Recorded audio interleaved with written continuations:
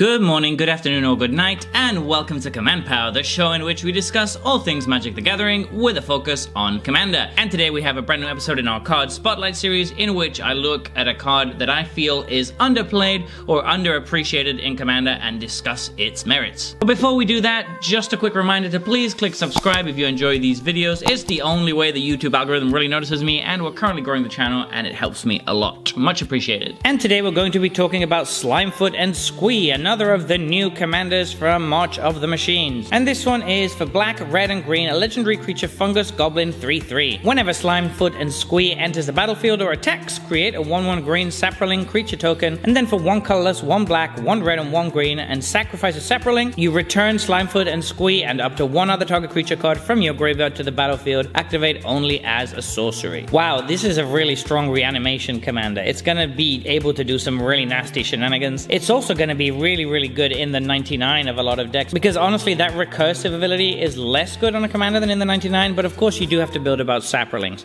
However, if you're in a commander deck that's in these colors and you have even a slight amount of saprolings in there, this is going to be insane. Because here's the thing, they need to keep killing the saprolings every single time they kill this, or you're just going to keep getting it back, and you only need 1. This creates one when it enters the battlefield, so it kind of fuels itself. From the command zone, however, you are getting a very strong ability here. Every time it attacks or it enters the battlefield, you're getting a saproling. So that's already nice token creation without anything else going on. But the real meat of the ability is in the second part. You have to have a way to sacrifice Slimefoot and Squee. Luckily, these colors are absolutely chock full of sacrifice effects. You should have no trouble finding some good ones. And then when you do, you can just abuse all sorts of enter the battlefield triggers with this. You're going to include a bunch of cards that create saprolings, and there's been quite a lot of support for that in recent sets with Nemata and the original Slimefoot and all sorts of other creatures that make saprolings. There's actually a lot of them, so it shouldn't be difficult at all. And when you have that set up, the sacrifice outlet and the saprolings going, you have one of the best reanimation cards in the game. It's almost similar to Recurring Nightmare from the command zone, honestly. It's kind of nuts because you're going to keep bringing this back turn after turn and bringing back whatever the best creature card is in your graveyard. You will need to fuel your graveyard a bit first, but that shouldn't be too difficult. Something like Incarnation Technique is going to be fantastic here because it's going to fill up your graveyard and reanimate 2 things, and then later you can just reanimate some of the other stuff that you dumped into your graveyard with Slimefoot and Squee. As for what kind of decks I could see that might be interested in playing this, I would say something like Henzi is going to be very interested in this card, because Henzi has a lot of ETB creatures that are going to be going to the graveyard naturally, so you're pretty interested in recurring them.